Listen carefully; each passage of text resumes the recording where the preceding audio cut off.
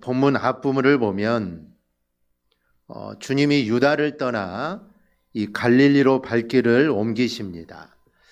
유다로 떠나신 이유는 바리새인들과의 이 충돌을 피하기 위함입니다. 갈릴리로 가는 길은 여러 개의 길이 있습니다. 그중 하나는 사마리아를 통과하는 길이고, 그리고 또 해변으로 가는 길, 또 하나는 이 베레아라는 지역을 통과하는 길입니다.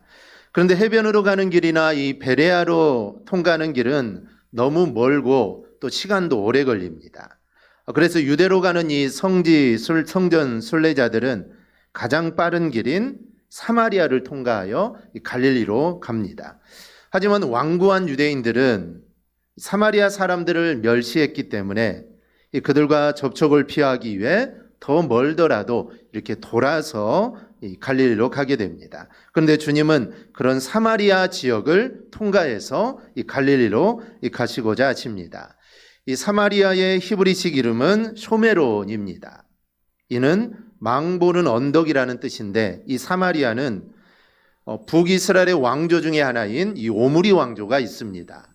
이 오므리 왕조를 세운 오므리에 의해서 축성된 북이스라엘의 수도이기도 한 곳이 이 사마리아입니다.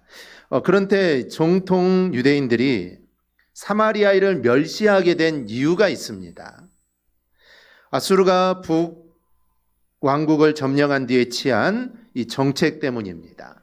이 아수르는 식민지 통치를 원활하기 위해서 인종 및 종교의 혼합 정책을 펼칩니다.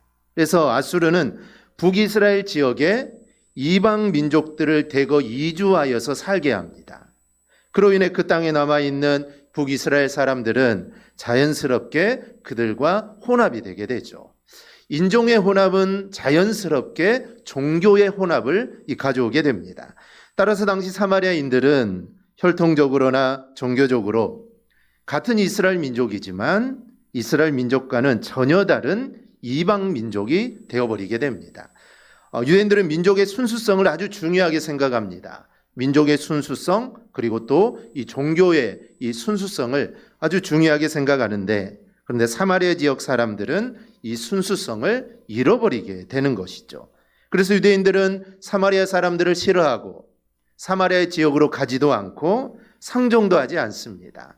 마치 개처럼 취급을 하죠. 얼마나 싫어했는지 이 포로에서 돌아와 성전을 재건하게 됩니다. 그때 사마리아인들이 자신들도 동참하겠다라고 합니다. 같은 이스라엘 사람이고 성전을 재건하는 일이니 자신들도 힘을 보태겠다고 하는 것이죠. 그런데 유대인들은 이걸 거부합니다. 그래서 사마리아인들은 여러 가지 방법을 동원하여 성전 재건을 방해를 하게 되죠. 이전에도 별로 좋지 않았는데 이제 성전을 짓는다는데 사마리아 사람들이 방해를 하니까 이 둘 사이가 더 나빠지게 된 것입니다. 그렇다면 예수님은 왜 유대인의 금기마저 깨버리면서 이 길을 택하셨을까요? 주님이 갈릴리로 가는 길이 짧아서 이 사마리아를 택한 것이 절대로 아닙니다. 예수님이 사마리아 길을 택한 것 때는 보다 중요한 이유가 있는데, 그것은 사마리아인들도 하나님의 은혜의 복음을 전하여 그들도 구원에 이르도록 하기 위함이 그 안에 담겨져 있습니다. 유대인들은 사마리아인들을 멸시하고 멀리합니다. 하지만 예수님이 오셨을 때는 그들 역시 하나님께서 찾으시는 잃어버린 영혼들입니다. 예수님이 이 땅에 오신 이유와 같습니다. 예수님이 이 땅에 오신 이유는 잃어버린 자들을 찾아 구원하기 위해 이 땅에 오신 것이죠. 그런데 그 잃어버린 자 안에 사마리아인들도 포함되는 겁니다. 유대인들은 사마리아인을 싫어했지만 예수님은 그들 또한 구원받아야 할 사람이라고 생각했기 때문에 주님은 더 적극적으로 이 사마리아로 가게 됩니다. 그러던 중 피곤하여 수가라는 동네의 우물가에서 쉬게 됩니다. 그리고 그곳에 우물을 길러온 한 사마리아 여인을 만나게 되고 그녀에게 물을 달라고 요청을 합니다. 주님은 이 여인을 만난 적이 단 한 번도 없습니다. 이 여인도 마찬가지입니다. 만약에 이 여인이 예수님이 말씀하신 곳에 한 번이라도 가봤더라면 아마 예수님이 누군지 알았을 겁니다. 그런데 사마리아인이기 때문에 유대인 땅에도 갈 수 없었고, 그래서 예수님을 한 번도 본 적이 없습니다. 그래서 예수님이 누군지 모르죠. 그리고 왜 그분이 나에게 물을 달라고 하는지 그 이유도 알지 못합니다. 오직 그녀는 세속적인 것에만 관심이 있습니다. 하지만 예수님의 집요한 관심과 가르침이 결국 그녀로 하여금 예수님을 보고 선지자라고 고백을 하게 합니다. 그리고 하는 말이 이제 어디서 예배를 드려야 하는가, 이 성숙된 모습을 보이게 되죠. 그 전에는 그냥 물을 달라 하고 마르지 않는 샘이 있다고 하니까 그 샘을 자기에게 좀 알려달라는 겁니다. 그래서 내가 물을 길지 오지 않을 수 있도록 좀 해달라는, 어찌 보면 세상적인 것에만 관심이 있었는데 이제 그녀의 관심은 예배에 있게 됩니다. 물론 예수님이 원하시는 모습은 아직 멀었습니다. 하지만 처음보다는 상당한 수준에 이르게 됩니다. 하지만 주님은 그를 포기하지 않으시고 주님의 자녀로 삼아주실 겁니다. 그리고 그녀로 하여금 참된 예배를 드리는 자가 되게 하실 겁니다. 그렇다면 나는 어떻습니까? 우리는 이 여인과 다르죠. 우리는 이미 하나님의 은혜로 하나님의 자녀가 된 자들입니다. 그렇다면 지금 우리가 드리는 예배의 모습은 어떠합니까? 우리의 예배에 대한 간절함과 또 진실함과 열정이 있습니까? 주님께서 우리에게 받으시기를 원하시는 예배는 과연 무엇이겠습니까?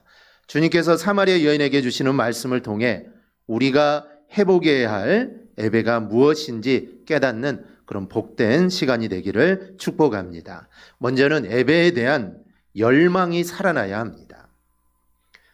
사마리아 여인은 이제까지 자신의 문제 때문에 예배의 필요성을 느끼지를 못했습니다.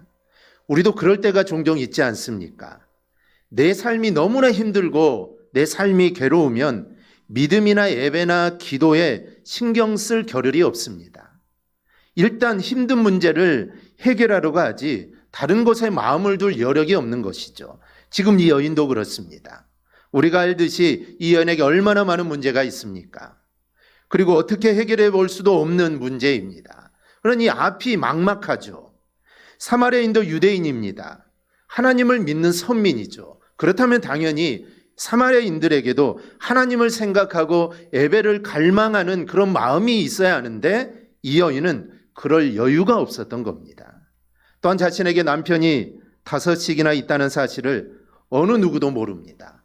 겉으로는 당당하죠. 그러니 회개에 대한 간절함도 없습니다. 예배는 차후의 문제죠. 일단 자신에게 있는 문제를 해결해야지 그래야 예배에 대해 생각을 하고 회개에 대해도 생각을 할 겁니다. 그래서 이 여인은 그런 것에는 전혀 아직 관심이 없는 겁니다. 그런데 예수님은 아무도 모르는 자신의 문제를 들추어냅니다. 5의 남편이 있었고 지금 있는 자도 내 남편이 아니다 라는 예수님의 말씀에 그 자신의 모든 것이 다 들통이 나게 되죠. 아무도 모를 줄 알았는데, 실제로 아무도 모르는데 이 예수님이 자신의 모든 것을 알고 있었다는 것이죠. 이렇게 자신의 죄가 발각되고 그 죄를 지적당하자 이 여인은 회개하지 않을 수 없게 됩니다. 회개를 해야겠다는 생각이 들고 회개를 하고자 하니 이제 예배를 생각하지 않을 수 없었던 것이죠.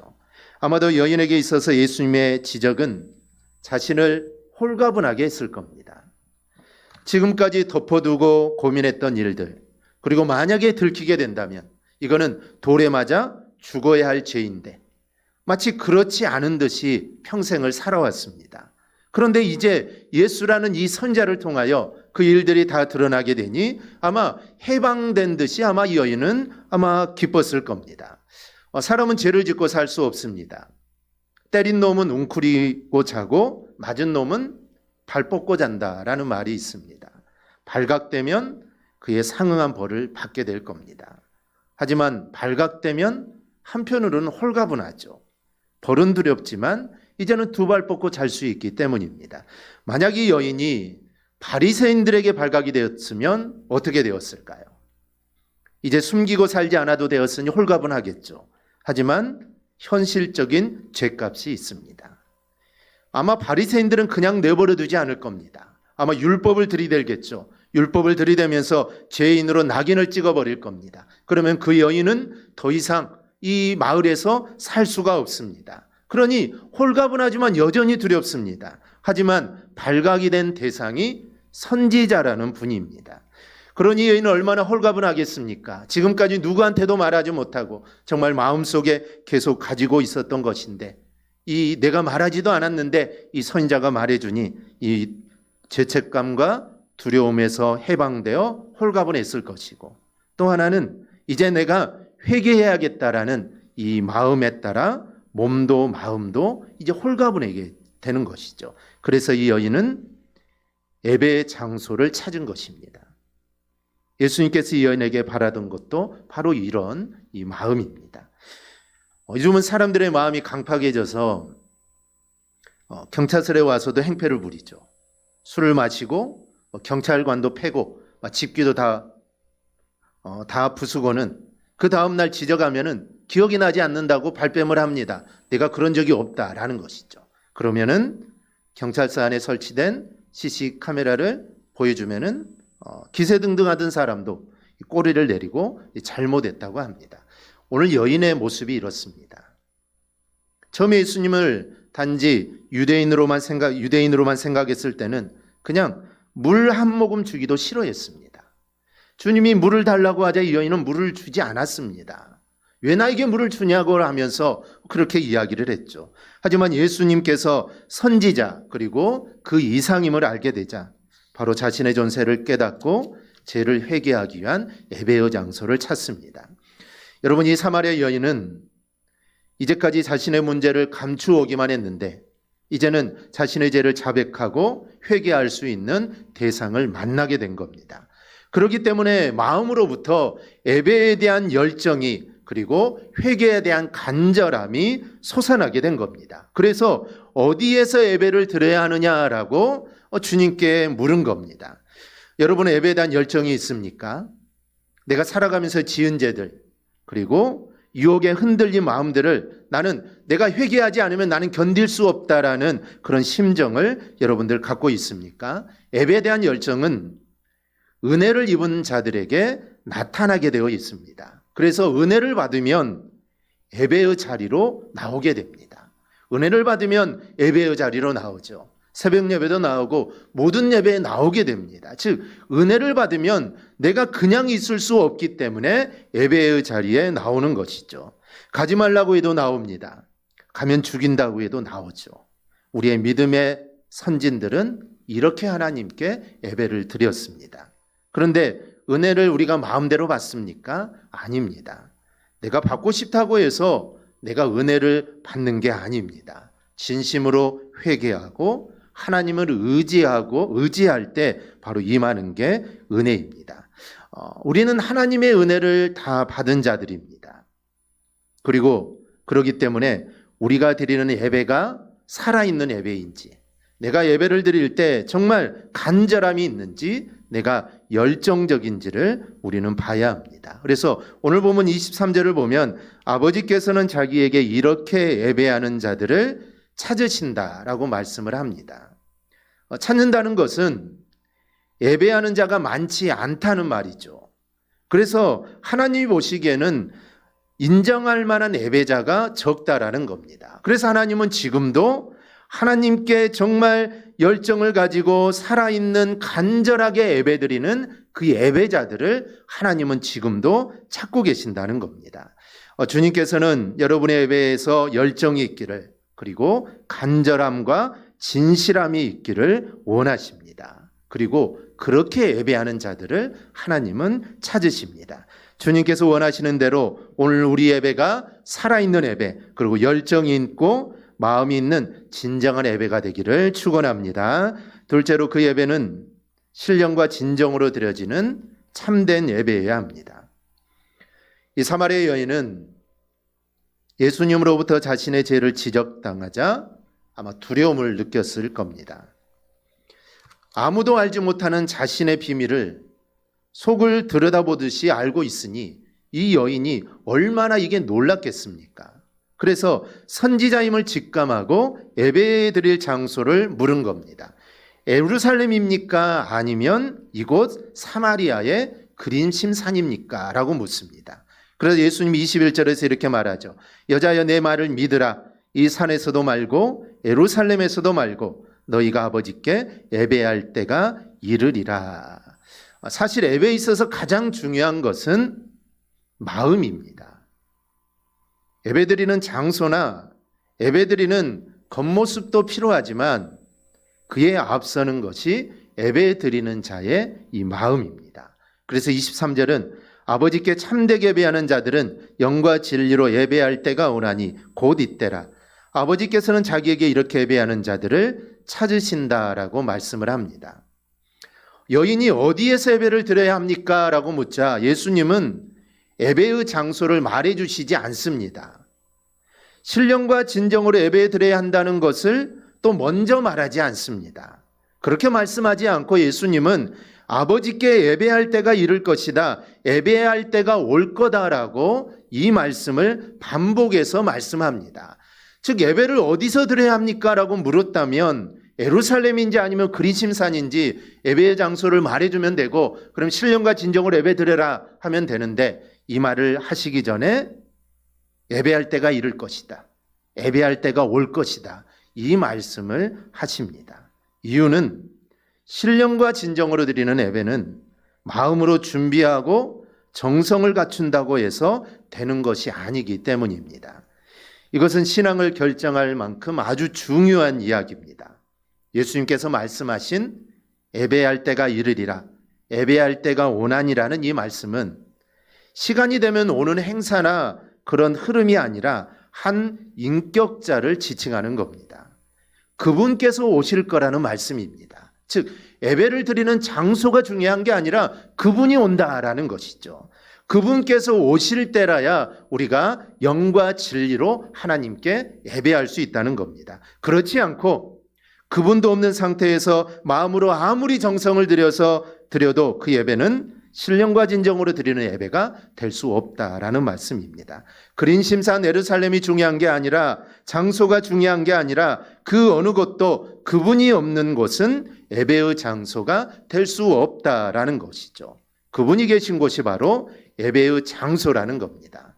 그분이 누굽니까? 당연히 예수 그리스도이십니다. 예수님께서는 이 여인에게 예수님 당신께서 예배의 주인이시며 예배의 대상임을 말씀하는 겁니다. 즉 주님이 없는 곳은 예배의 장소가 될 수가 없습니다. 주님이 없는 곳은 예배의 장소가 아닙니다. 찬송가 438장 3절을 보면 높은 산이 거친 들이 초막이나 궁궐이나 내 주 예수 모신 곳이 그 어디나 하늘나라라고 말합니다. 여러분 어디가 하늘나라일까요? 하늘나라는 하나님이 계신 곳이 하늘나라입니다. 저 높은 곳이 하늘나라가 아니라 하나님이 계신 곳이 하늘나라인 것이죠. 즉 장소가 중요한 게 아니라 거기에 누가 있느냐라는 것이죠. 즉 하나님이 계신 곳은 하나님의 나라입니다. 즉 주님을 모시고 사는 나라가 하늘나라라는 것이죠. 정말 좋은 궁궐 같은 곳에 살아도 그곳에 주님이 없으면 그것은 아무것도 아닙니다. 아무런 의미가 없습니다. 그곳에서 예배한들 이거는 아무 의미가 없습니다. 하지만 초가상관이라고 해도 그곳에 주님이 계시면 그곳은 하늘나라입니다. 그리고 그곳에서 예배하는 것이 여러분 진정한 예배입니다. 왜냐하면 예배의 대상인 주님이 계시기 때문입니다. 오늘 주님은 이 여인에게 이것을 말씀하는 겁니다. 여러분 우리 모두는 예수를 만난 사람들입니다.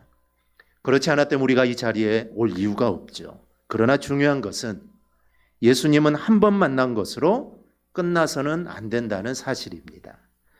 과거에 만났던 것 가지고는 우리가 영과 진리로 살아있는 예배를 우리는 드릴 수 없습니다. 우리는 예배를 드릴 때마다 주님과의 만남이 있어야 하고 예배하는 그 자리에 예수님께서 임재하셔야만 참된 예배를 우리는 드릴 수 있습니다. 사람이라면 정성으로도 가능하고 헌금을 뇌물처럼 드려도 예배는 가능합니다.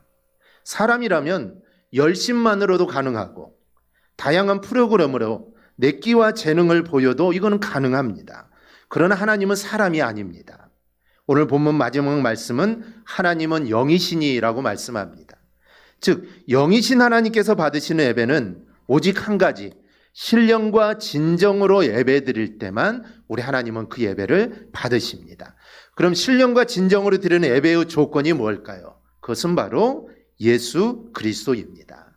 예수님 안에 예수 그리스도를 모시면, 그리고 예배 때마다 주님과 함께 한다면 여러분이 드리는 예배가 바로 신령과 진정으로 드리는 예배가 됩니다. 여러분의 그 예배는 정말 주님께서 바라시는 참된 예배가 되는 겁니다. 아나니아와 삽비라처럼 많은 돈을 헌금으로 준비하지 못했어도, 내놓을 만한 아무런 재능이 나에게 없어도 여러분 안에 예수님을 모셨다면 오늘 여러분의 예배는 신령과 진정으로 드리는 참된 예배가 되는 겁니다. 그러면 예수님께서 여러분의 마음에 계시고 이 자리에 임재하심을 우리가 어떻게 알 수 있을까요? 여러 가지로 우리가 알 수 있지만 확실한 것은 회개를 통하여 우리가 알 수가 있습니다. 기쁨도 예수님의 임재 가운데 동반되는 것이지만, 즉 우리가 예배를 드림으로 우리 안에 이 기쁨이 임하게 되죠. 하지만 기쁨이라는 것은 예배의 분위기에서도 얻을 수 있습니다. 예배가 기쁘고 예배가 즐거우면 그 안에서 우리가 기쁨을 얻을 수도 있죠. 찬양을 통해서도 그 안에서도 우리가 기쁨을 얻을 수도 있습니다. 예배의 환경이 좋으면, 예배의 환경이 화려하면은 그 안에서 우리가 기쁨을 얻을 수도 있습니다. 그러나 회개라는 것은 분위기에 따라 회개할 수 있는 게 아닙니다. 누가 옆에서 울면서 회개한다고 해서 내가 그 분위기에 따라서 울컥한 마음에 잘못을 고백할 수는 있지만, 심령이 변화되는 진정한 회개는 그 심령 가운데 성령께서 역사하실 때만 이게 가능합니다. 그래야만 회개가 되어지고 또 그 회개를 받으시는 겁니다. 그렇지 않고 우리가 회개를 마음대로 할 수 있을까요? 반성이나 뉘우침은 할 수 있습니다. 회개는 사람 마음대로 하는 게 아니라 성령의 감동이 있어야 가능한 게 바로 이게 회개입니다. 따라서 진정한 예배는 회개가 동반되는 예배입니다. 우리가 한 주간 얼마나 많은 죄를 짓습니까? 얼마나 많은 사단의 유혹에 우리의 마음이 흔들리고 마음속으로 지은 죄들이 얼마나 많은지 모릅니다. 분명히 이런 죄가 있음에도 하나님께 예배드리면서 아무런 회개의 감정도 없이 또 회개도 하지 않는다면 그 예배를 하나님이 기뻐 받으셨다라고 우리는 절대로 할 수 없을 겁니다. 그래서 우리가 기도할 때 개인 기도는 그렇지 않겠지만 특별히 대표 기도, 성도들을 대표해서 하는 기도에는 반드시 회개의 기도가 들어가야 합니다. 모든 성도들을 대신해서 하는 거 아닙니까? 그래서 한 주간 살아가면서 정말 하나님 말씀대로 살지 못하고 내 뜻대로 살아갔던 그 죄들을 하나님 앞에 아뢰고 회개하는 그 기도가 반드시 들어가야 합니다. 알고 지은 죄도 있고 또 모르고 지은 죄도 얼마나 많습니까? 그래서 그러한 죄들을 우리가 하나님 앞에 내려놓는, 내가 이렇게 정말 하나님 앞에서 못되게 살았습니다, 나 이런 모습들을 용서해 달라는 회개의 기도가 반드시 들어가야 하는 것입니다. 시편 57편 11절을 보면 하나님께서 구하시는 제사는 상한 심령이다 라고 말씀합니다. 주님께서 원하시는 예배는 상한 심령으로 드리는 예배입니다.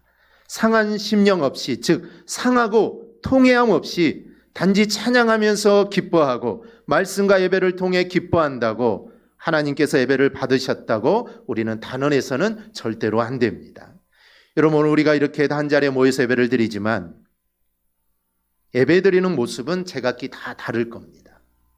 그와 마찬가지로 하나님께서 예배를 받으시는 것도 역시 각각 다르게 받으실 겁니다. 어떤 사람은 그냥 예배 시간에 헐레벌떡 간신히 시간에 맞춰서 그냥 앉아만 있어도 하나님이 기뻐하시고 은혜를 베푸는 사람이 있습니다. 그는 사마리아 여인처럼 하나님을 잘 모르는 초신자일 겁니다. 이제 하나님을 믿고 예배 자리에 나온 게 얼마나 대견합니까? 그래서 하나님은 그 모습만 봐도 정말 시간에 촉박해서 정말 뛰어와서 예배에 앉아 있어도 하나님은 그 모습을 보시고 그 마음을 받으시고 하나님은 은혜를 부어주십니다. 하지만 어떤 사람은 아침 일찍 일어나 정성껏 준비하고 좋은 옷을 입고 헌금을 준비하고 나왔는데도 그 예배를 받지 않는 사람도 있을 겁니다. 분명히 그는 오랫동안 교회에 나와서 하나님께 충성하고 헌신하고 훈련도 많이 받았을 겁니다. 하나님 많은 사랑을 받은 사람일 겁니다. 그렇다면 이 사람은 그런 외적인 모습이나 정성과 함께 한 주간 살아가며 지은 작은 잘못도 진심으로 회개하고 심령의 그리스도를 모시고 통회하며 예배를 드려야 했을 겁니다. 그러면 하나님은 그 예배를 받으시는 겁니다. 주님은 지금 여러분의 신앙의 상태가 어떤 상태이든, 아니 내가 어떤 모습이든 여러분이 주님을 삶에 있어서 생명의 주님으로 모시며 그렇게 살아가기를 우리 주님은 원하십니다. 그리고 그 모습으로 우리가 하나님께 예배드리기를 또 원하십니다. 그러면 여러분이 드리는 그 예배는 매일매일 드리는 그 예배가 신령과 진정으로 드리는 참된 예배가 되는 겁니다. 우리 모두 늘 예배자로 우리가 서기를 바랍니다. 신령과 진정으로 예배하는 자가 되기를 바랍니다. 그리고 예배할 때마다 정말 내가 늘 통회하는 심령으로, 회개하는 심령으로 예배하는 자가 되어야 합니다. 그런 마음으로 우리가 나와서 예배를 드릴 때 그 예배를 우리 하나님은 기뻐하십니다.